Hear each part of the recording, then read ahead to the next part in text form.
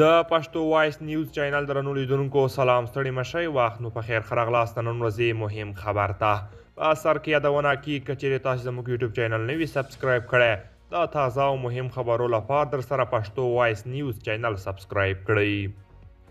د افغانستان پرځول شوی ولسمشر ډاکټر محمد اشرف غني وایي نظام یوازې د خلکو د ارادې په اساس تلپاتې کیدی شي.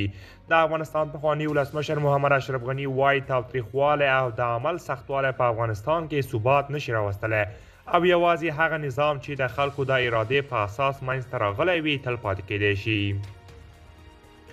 ښاغلي غني خپل پیغام کې ویلي چې افغانستان په تیرو 40 کلونو کې شاته پاتې شوی دی.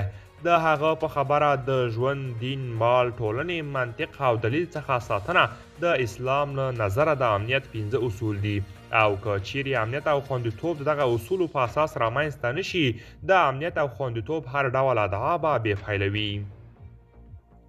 د افغانستان پخوانی ولسمشر محمد اشرف غني په خپل غږیز پیغام کې سیاست او حکومتدارۍ ته هم اشاره کړې ده. نظام یوازې د خلکو د ارادې په اساس تلپاتې کیدی شي، له هغه نه بغیر ستونزې او تحرکات رامنځته کیږي. ښاغلي غني د افغانستان د خلکو ترمنځ پر ملي یووالي هم ټینګار کړی دی او ویلي یې دي چې یووالی باید په عمل کې رامنځته شي. دغه یووالی له مشورې پرته، له بحث پرته او له آزاد انتخاب پرته نشي رامنځته کیدی. د افغانستان پخوانی ولسمشر محمد اشرف غني د اسلامي نړۍ له هیوادونو څخه غوښتي چې له طالبانو سره استدلال وکړي او هغوی دې ته متوجه کړي چې اسلام د دین اساسات او د مسلمانانو خیر په کوم لوري کې دی. دا په داسې حال کې ده چې طالبانو تر دې مخکې ویلي چې په ټول هیواد کې امنیت ټینګ کړی او د قدرت جزیرې له منځه وړي دي.